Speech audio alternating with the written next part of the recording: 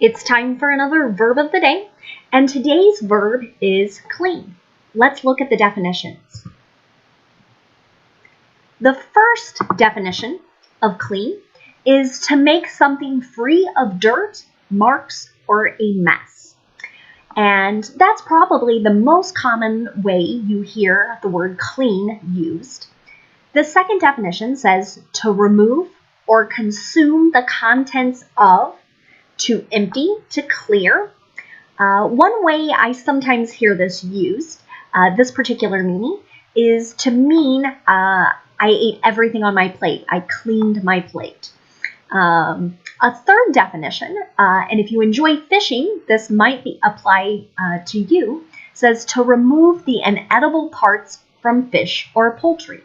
So when you take the scales, the bones, other parts you cannot eat of a fish, you're cleaning it. Clean is a regular verb.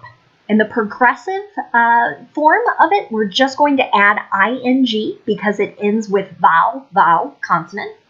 And then our past tense and participle forms will just add ed to the base verb, and it's going to make a hard duh sound. So we pronounce that cleaned.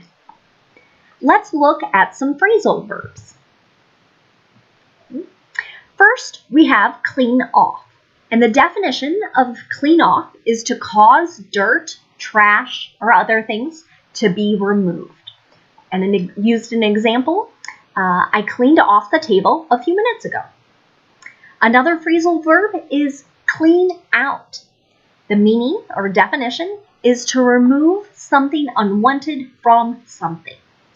So a sentence you might hear in the springtime, I'm going to clean out my closet. A very common activity to happen this time of year. The next phrasal verb, clean up, has three different meanings. The first is to clean thoroughly or to wash. In the example sentence, he always cleans up before dinner. This might mean he's taking a shower. He's washing himself.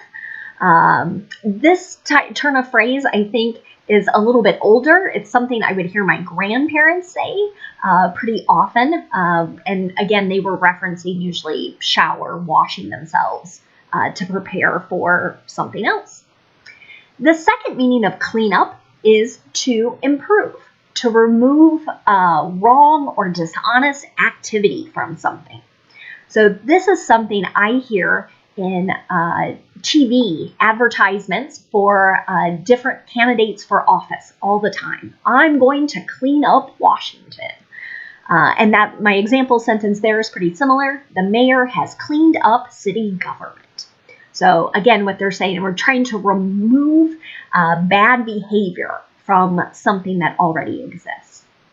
The final phrasal verb, and this might be a little surprising to you, but clean up could mean to make money, to make a profit off of something.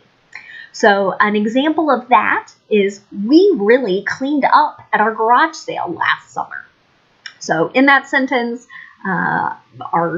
we made a lot of money at our particular yard sale or garage sale. Okay. Let's look at some other ways we can use the verb clean in different verb tenses. Today, we're going to focus on the simple past tense, the present perfect, and the present perfect progressive. First, let's look at the simple past tense. If I'm making an affirmative sentence, again, my verb is going to be cleaned, and it will stay exactly that same way no matter what my subject is. If it's I, if it's he, if it's you, if it's she, doesn't matter. So an example of an affirmative sentence here is, we cleaned out the garage last weekend. If I want to make a negative statement in the simple past tense with the verb clean, what I'm going to do is use did not, or again in spoken English, you're likely to hear the contraction form didn't, and then go back to the base verb.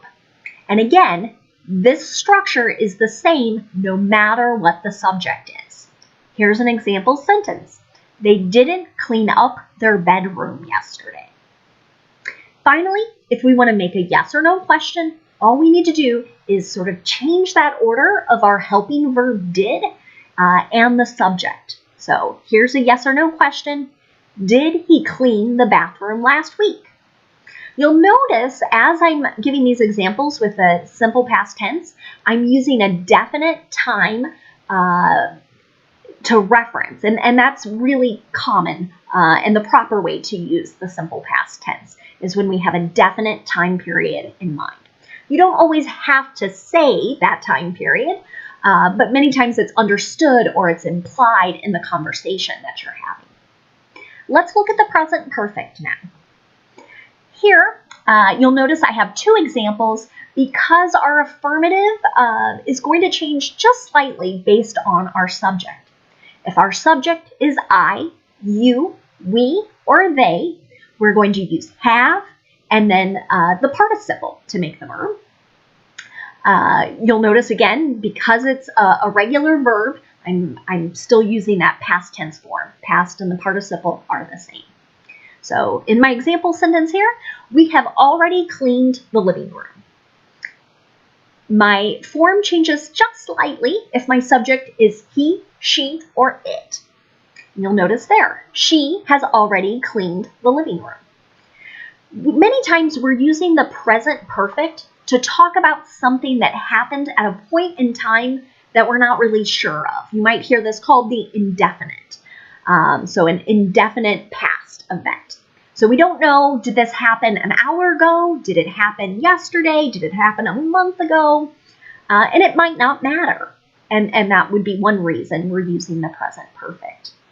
Let's look at the negative. What we're going to do to make the negative is insert not right after either the have or the has, based on our subject. So you'll see in the example sentence here, you haven't cleaned the kitchen yet. He hasn't cleaned the kitchen yet. And I didn't point this out before, but already and yet are really common words to hear in the present perfect, kind of stressing maybe that there was an expectation or stressing that something was completed in the past. Let's look at how we make a yes or no question. Again, we're going to switch the order of our subject and our helping verb, which is have here. So, have they cleaned their rooms?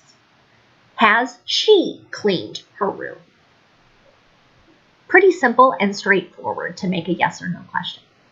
Finally, let's look at the present perfect progressive. I like to remind students when we're making present perfect progressive, it starts with 3 P's, and we're going to have 3 parts to this as well. So we have or has, then we have been, and then we have our verb with ing.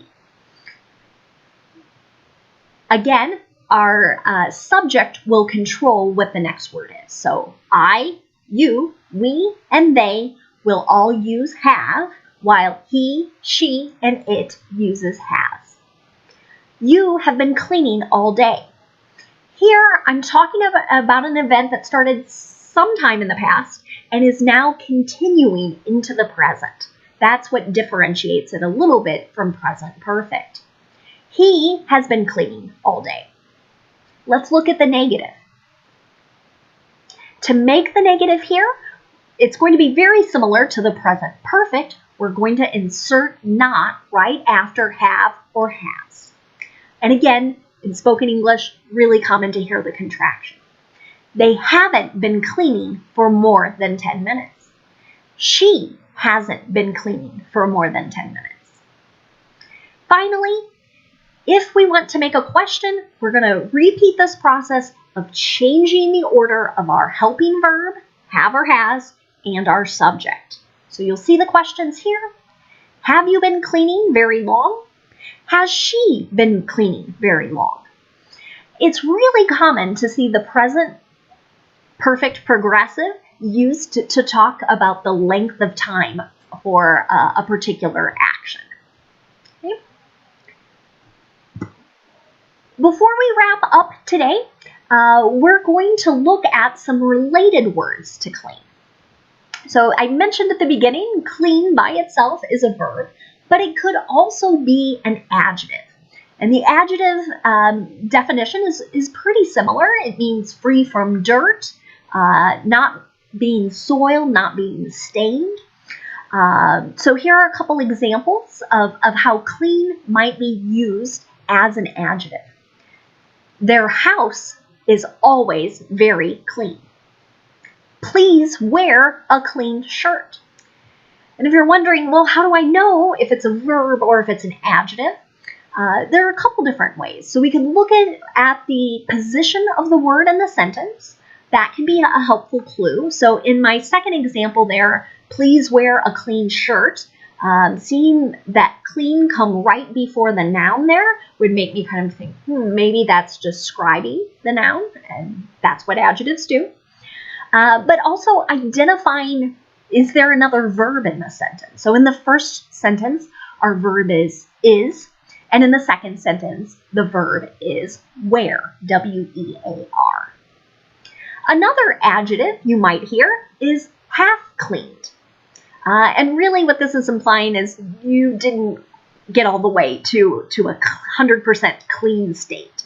So I might have heard this sentence as I was growing up. Your bedroom is only half cleaned. I wasn't quite meeting my parents' expectations on a fully cleaned room. Another related word that you might hear is cleaner, which is a noun. And this could have a few different meanings. It could be a person who cleans as part of their job. It could also be a machine that cleans. And finally, it could be a detergent or soap, something used for cleaning purposes. So I have a couple example sentences here. My vacuum cleaner is broken. As Americans like to speak and communicate faster and more efficiently, you'll tend to hear a lot of people just drop cleaner there and just say, my vacuum is broken, and that's okay. And the second sentence there, I use that cleaner on my floors. I'm probably talking about some type of spray, some sort of liquid that I use to get floors clean.